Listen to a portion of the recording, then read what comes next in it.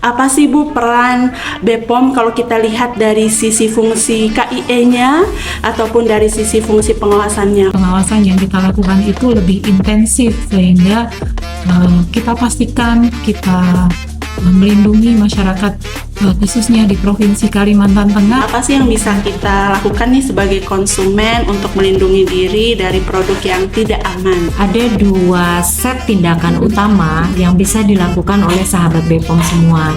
Yang pertama adalah melakukan tindakan ceklik untuk produk pangan olahan dan menerapkan prinsip cermat untuk kalau kita memilih pangan segar atau pangan siap saji.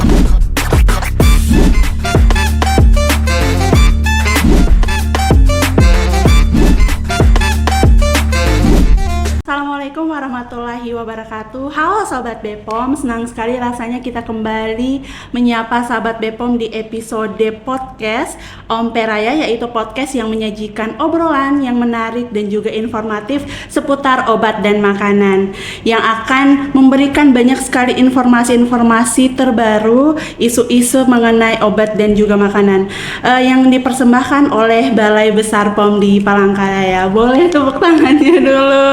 Oke, baik, perkenalkan saya Jumi, bertindak sebagai host yang akan memandu jalannya obrolan seru kita dengan kedua narasumber yang luar biasa pada episode kali ini. Sahabat BPOM, kira-kira tema kita untuk episode kali ini apa ya? Seperti yang kita tahu ya, bahwa kita sudah mulai memasuki yang namanya penghujung tahun. Kita sudah mulai merencanakan yang namanya liburan. Kita juga akan melaksanakan salah satu hari raya keagamaan, yaitu Hari Raya Natal, dan juga kita akan segera menyambut Tahun Baru 2026. Jadi betul sekali sesuai judul bahwa topik kali ini seputar pengawasan menjelang Natal dan juga Tahun Baru. Oke, sahabat BPOM, di sini saya tidak sendiri ya tentunya. Saya sudah menghadirkan langsung ahlinya atau pakarnya di bidang pengawasan. Langsung saja saya perkenalkan narasumber yang pertama, itu ada Ibu Wahyuri SSI APTM Farm atau yang akrab disapa Ibu Yuri. Halo sahabat BPOM, saya Yuri dari Infocom. Mungkin bisa saya sampaikan profil singkat dari beliau, merupakan pengawas farmasi dan makanan ahli media, sekaligus menjadi Ketua Tim Informasi dan Komunikasi Balai Besar POM di Palangkaraya. Kemudian narasumber yang kedua juga ahli atau pakarnya ada Ibu Mei Indarti SFAPT. Beliau juga akrab disapa yaitu Ibu Mei. Selamat datang Bu, terima kasih atas waktunya. Ya, sama-sama Mbak Jumi. Halo Sobat BPOM.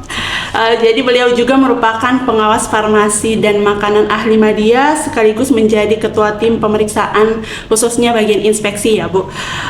Baik sahabat BPOM, menjelang perayaan Natal dan juga Tahun Baru, kita pasti aktivitas masyarakat itu akan semakin meningkat, begitu pula peredaran obat dan makanan yang ada di pasaran ya Bu.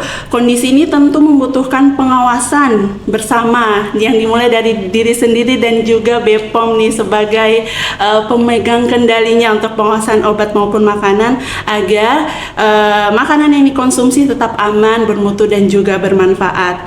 Nah, pada episode kali ini kita akan mengulas mulai dari intensifikasi pengawasan, kemudian upaya pencegahan produk ilegal, kemudian hingga peran aktif masyarakat tentunya dalam melindungi diri sendiri. Apa sih Bu peran BPOM kalau kita lihat dari sisi fungsi KIE-nya ataupun dari sisi fungsi pengawasannya? Mungkin kita bisa dari Ibu Yuri dulu, dari sisi KIE-nya seperti apa?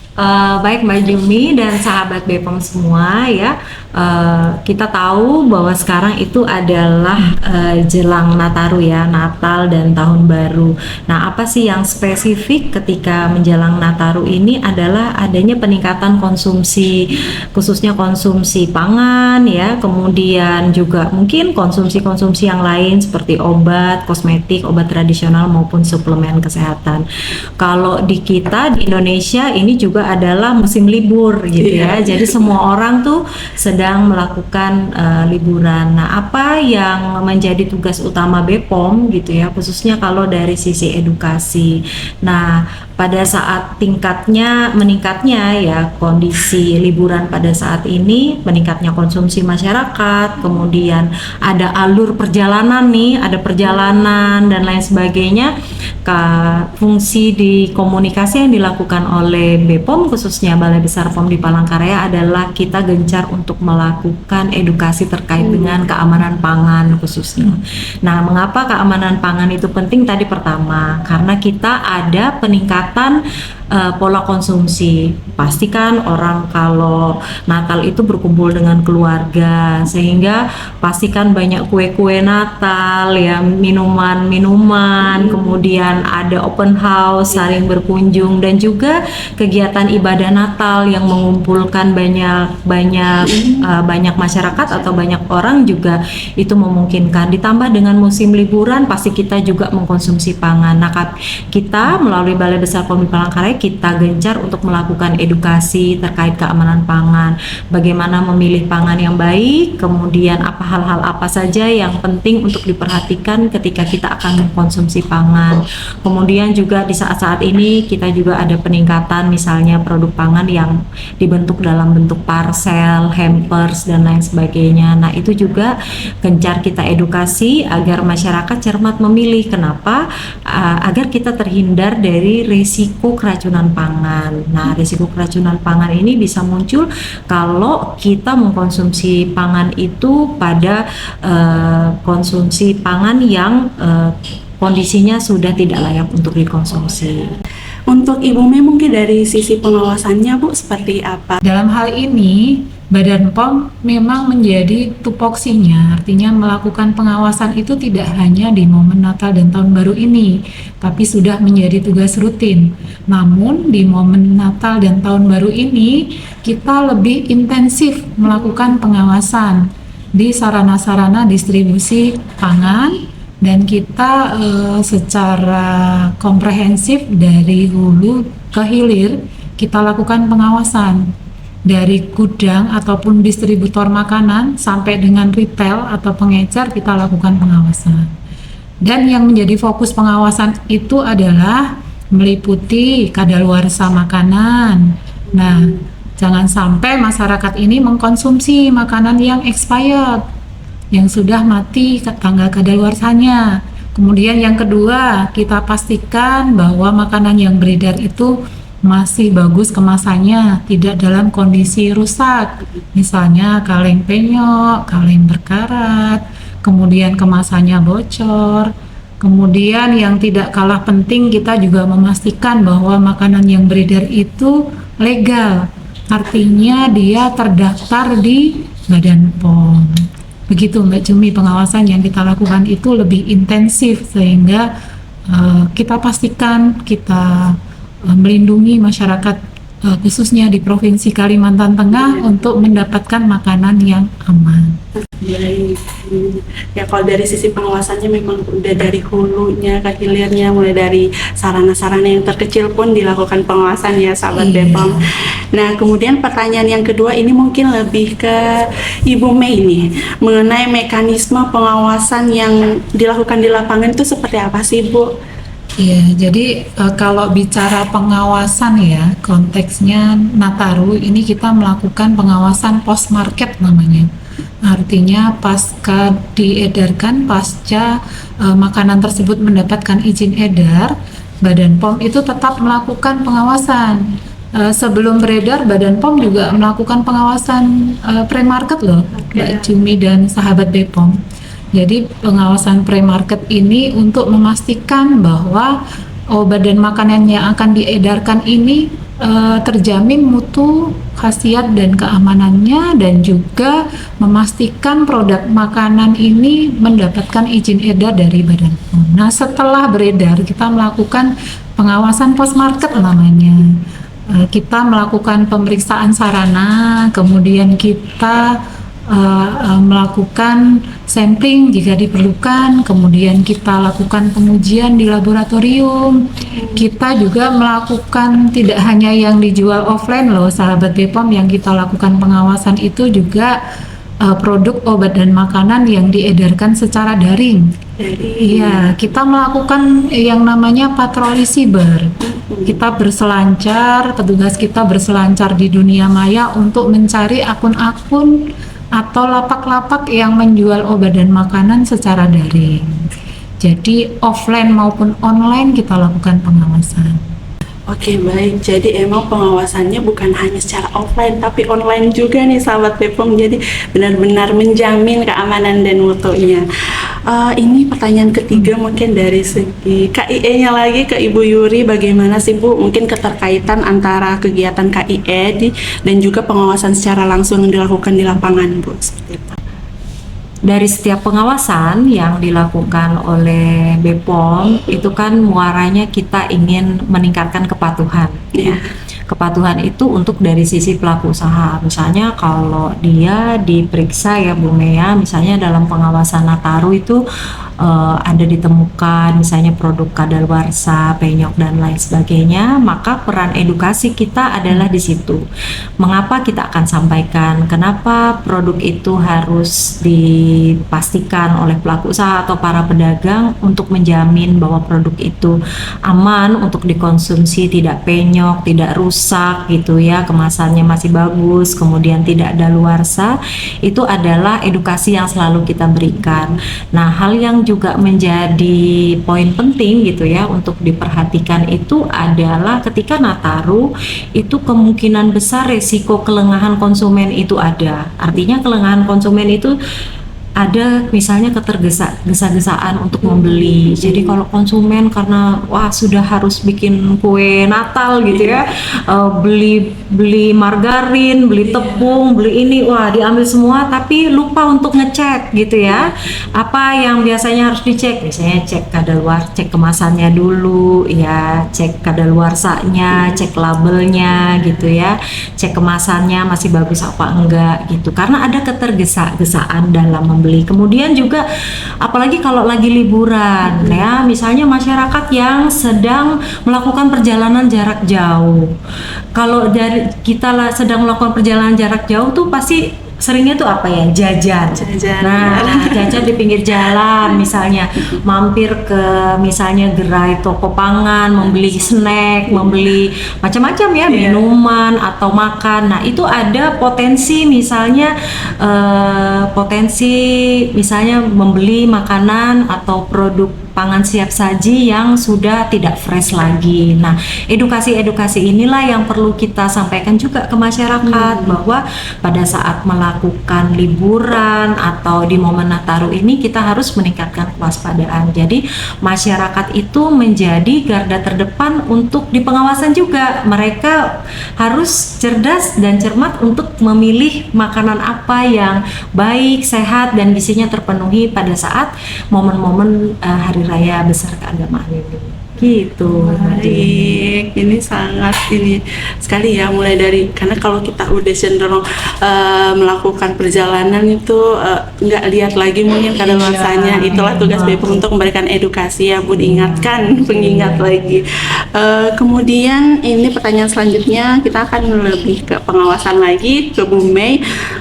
Kira-kira apa yang menjadi fokus utama pengawasan yang dilakukan BPOM Palangkaraya khususnya menjelang Natal dan juga Tahun Baru, dan kenapa sih Bu untuk pengawasan Nataru ini lebih diperketat, beda nih dari pengawasan-pengawasan yang mungkin dilakukan seperti itu Bu? Oke, baik Mbak Jumi dan juga sahabat BPOM. Tadi seperti yang sudah disampaikan Bu Yuri ya, bahwa di momen khususnya Natal dan Tahun Baru ini terjadi peningkatan konsumsi makanan.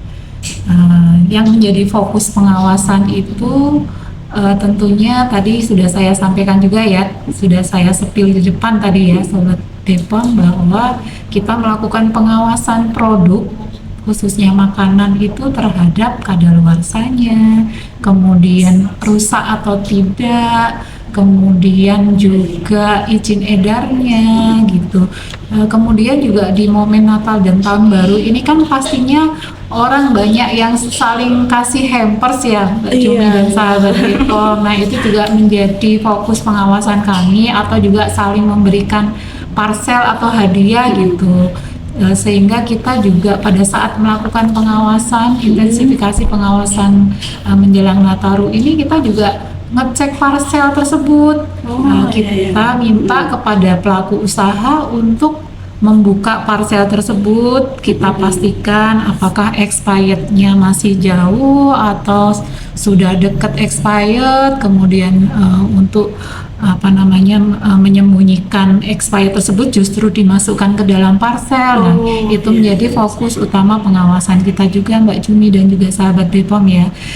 Jadi kita pastikan misalnya di toko itu dia mempunyai gudang untuk stok pembuatan parcel tersebut, kita cek gudang tersebut isinya, stoknya apakah expired atau tidak, atau sudah dekat expirednya, atau bahkan kalau makanan dalam kemasan kaleng itu dia menggelembung, itu juga tidak boleh dijual ya, Sobat BPOM dan Mbak Jumi, karena kaleng yang menggelembung itu salah satu tanda bahwa sudah di dalam kaleng atau makanan tersebut ada bakteri gitu. Nah, kenapa tadi ya pertanyaannya, kenapa sih kok menjadi spesial gitu momen Nataru ataupun hari raya keagamaan yang lain, khususnya Idul Fitri dan Ramadan gitu ya?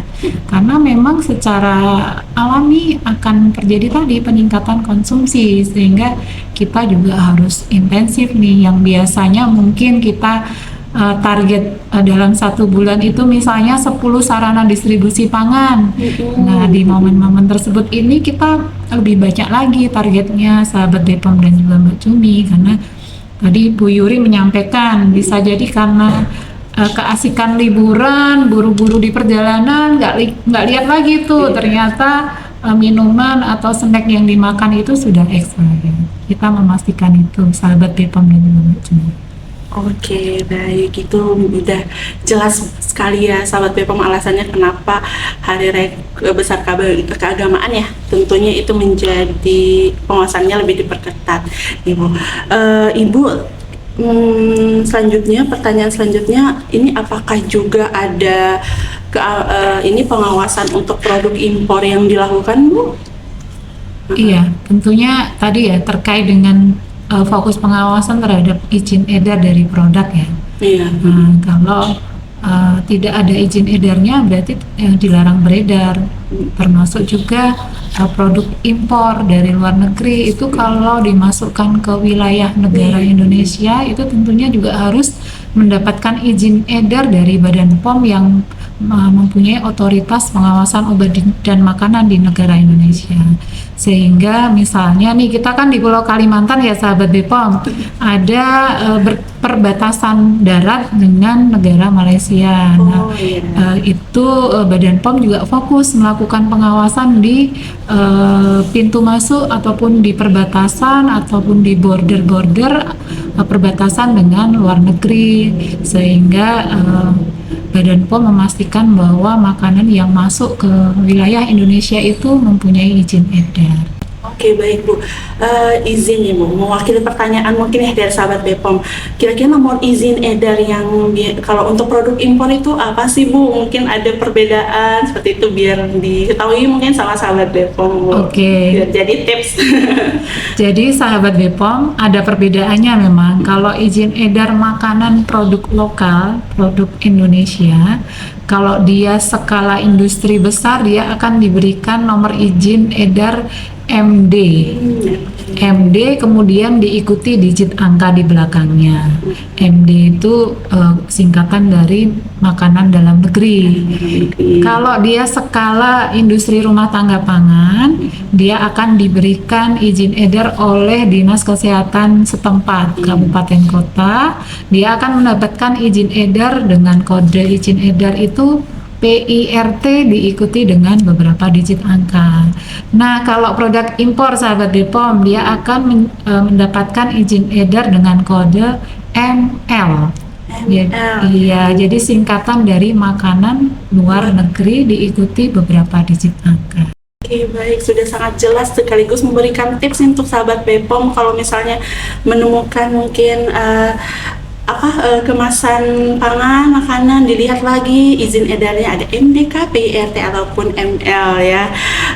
Baik Bu, dari semua hasil pengawasan yang telah dilaksanakan ya melalui intensifikasi pengawasan, apa sih temuan pelanggaran yang paling sering ditemukan nih kalau menjelang Nataru?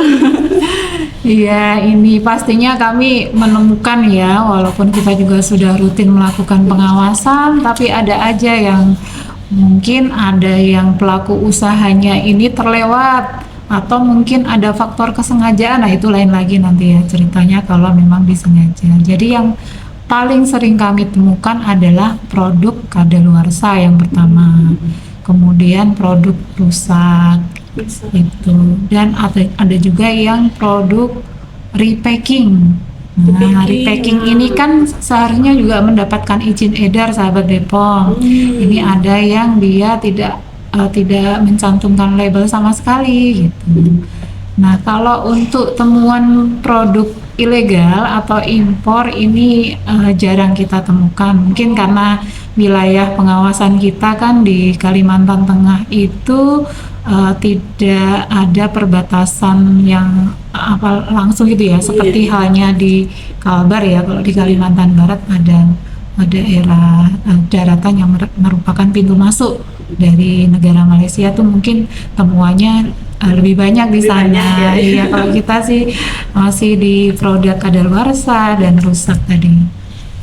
Ya. Oke, baik. Jadi itu udah di spill nih temuan pelanggaran yang paling sering masih banyak pelaku usaha yang nakal ya Bu kami sebut. Oke. Kemudian kalau sanksi mungkin bagi pelaku usaha yang masih nakal nih Bu, apa sih kalau udah melanggar aturan? Oke, jadi pelaku usaha nakal atau ada juga sih ya tadi saya sebutkan ada yang memang terlewat, itu kan bisa kita lihat ya di rak itu hanya 1-2 gitu, tapi ada juga yang memang banyak, itu artinya memang tidak dilakukan seleksi terhadap produk yang dia jual gitu. Nah, kalau bicara sanksi nih, jadi sanksi itu ada 2 kalau di peraturan atau di Badan POM sendiri itu ada unsur pembinaan, ada unsur penindakan ya sahabat Bepom. Jadi kalau pembinaan ini kita berikan sanksi administrasi, tentunya sesuai dengan juknis atau pedoman tindak lanjut dari Badan POM. Sanksi administrasi ini bisa berupa peringatan, kemudian juga peringatan keras, bisa juga terhadap produknya kita lakukan pemusnahan ataupun ditarik produknya dari peredaran ataupun pengamanan gitu. Nah, kalau bicara sanksi yang lebih berat, ada sanksi hukum, itu diperuntukkan untuk pelaku usaha yang memang terbukti melakukan tindak pidana, misalnya memalsukan izin edar, atau tadi saya sebutkan sengaja, misalnya merubah tanggal kadaluarsa pada kemasan produk makanan. Nah, itu kalau didalami oleh penyidik, kami mempunyai PPNS, penyidik pegawai negeri sipil, dan terbukti melakukan tindak pidana, bisa diberikan sanksi hukum loh sahabat Bepom. Itu jadi kita ada 2 ya, sanksi administrasi dan sanksi pidana.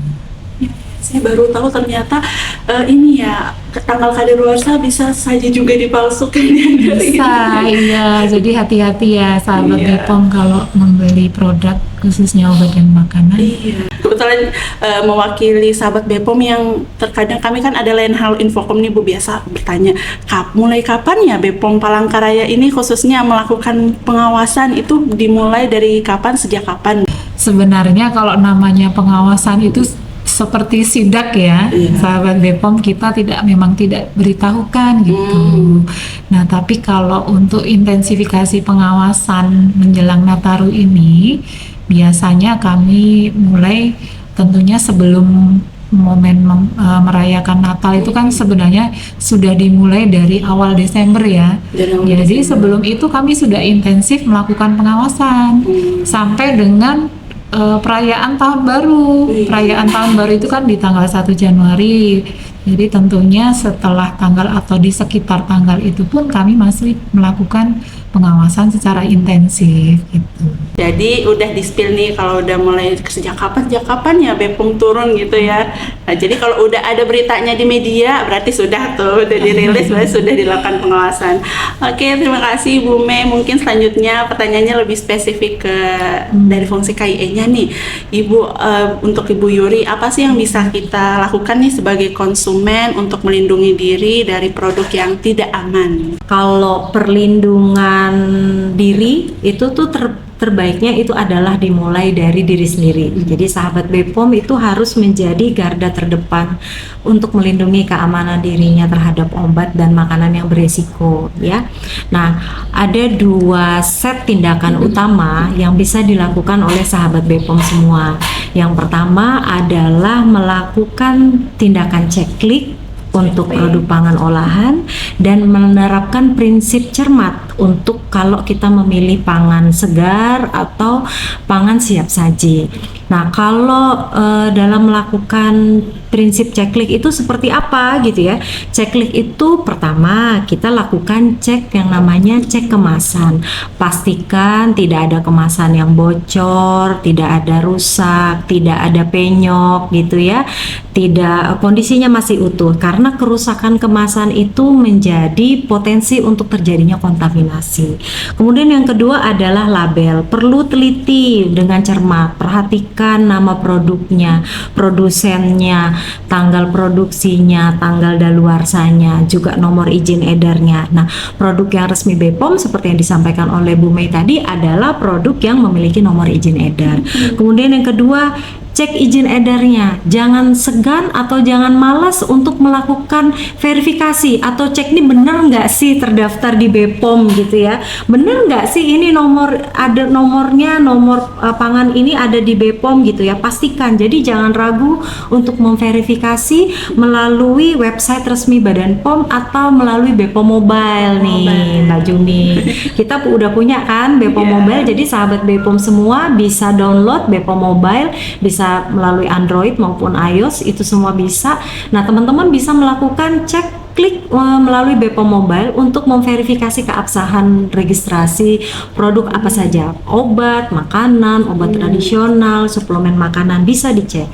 Kemudian yang nggak kalah penting adalah cek kadaluarsanya. Di masa-masa Natal dan Tahun Baru ini perlu untuk memastikan produk pangan paling enggak pilih 3-6 bulan ke depan daluarsanya, karena kadang nih ya parcel, kita dapat parcel nih ya, parselnya karena cantik banget disayang-sayang, nggak dibuka, nggak dimakan sekarang. Nah, kalau daluarsanya pendek, tahu-tahu dibuka bulan Januari gitu ya, baru dikonsumsi, buah kalengnya udah daluarsa gitu ya. Misalnya biskuitnya udah daluarsa. Jadi pastikan yang digunakan adalah minimal 3-6 bulan ke depan. Nah, yang perlu diperhatikan juga sahabat BPOM perlu teliti kalau mau membeli produk, terjadi kelonjakan produk harga terlalu tinggi atau harga terlalu murah, didiskon banget. Nah, itu juga perlu curiga. Jangan-jangan sudah kemasannya sudah tidak bagus gitu ya, atau misalnya adanya indikasi kecurangan, misalnya penimbunan produk-produk tertentu gitu ya Bu Mei, sehingga wah nggak ada yang jual kacang mete kecuali di toko saya gitu ya. Sehingga kacang metenya sama saya mahal banget gitu ya. Itu juga perlu diperhatikan, ada potensi kecurangan. Atau terlalu murah, mungkin yang dijual adalah buah kaleng yang sudah penyok-penyok misalnya, atau yang misalnya udah 2 bulan, sebulan lagi malah. Itu perlu teman-teman cermat gitu ya sahabat BPOM, cermat. Kemudian prinsip cermat yang berikutnya adalah dalam memilih pangan segar atau pangan siap saji. Nah, kalau pangan segar nih, pastikan semua pengen masak nih ya, masak macam-macam. Kalau lebaran kan kita masak rendang, opor dan lain sebagainya. Nah, pilih misalnya pangan yang kondisinya masih bagus ya kan, misalnya ikannya masih segar, ayamnya masih segar. Perhatikan ciri-ciri fisiknya gitu ya.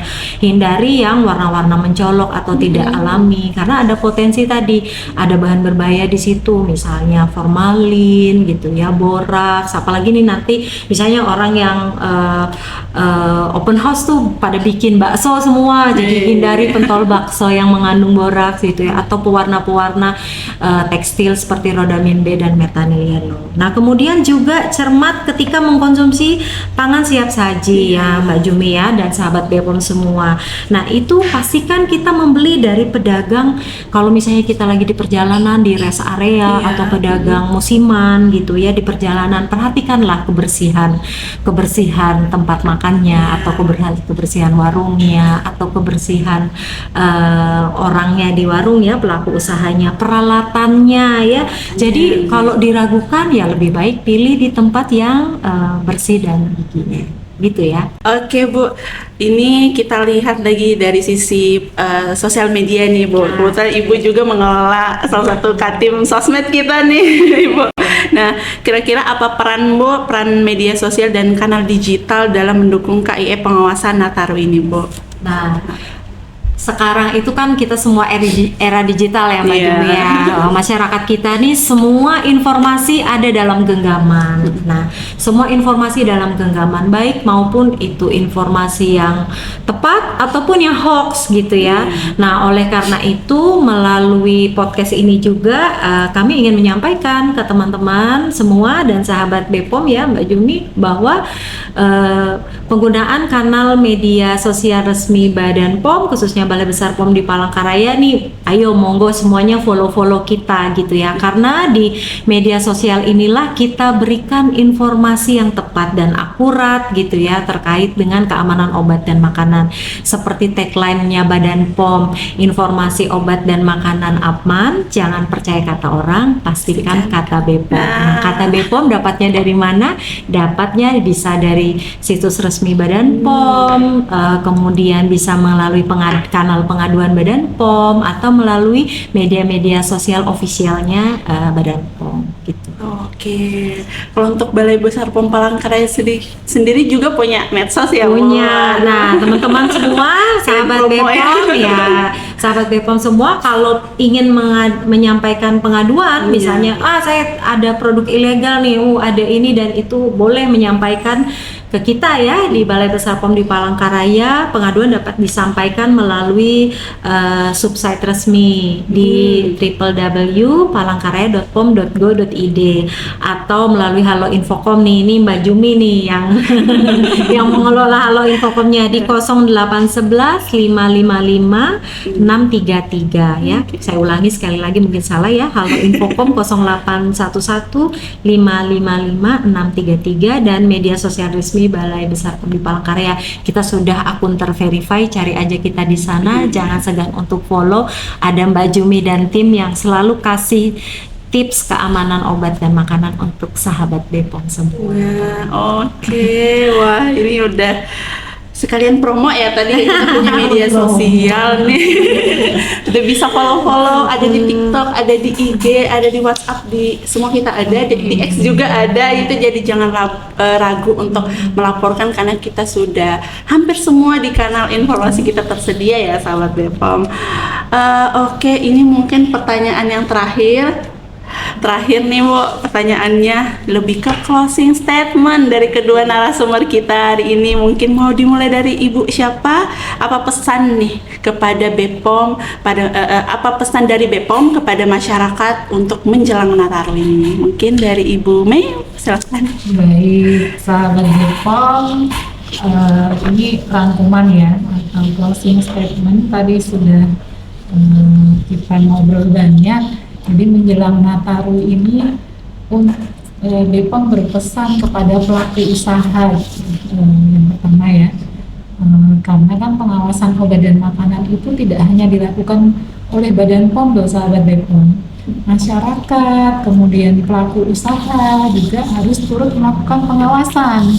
Jadi Badan POM menyampaikan himbauan kepada pelaku usaha untuk selektif dalam memilih atau menyediakan produk obat dan makanan di sarana atau tokonya atau gudangnya atau merupakan distributor.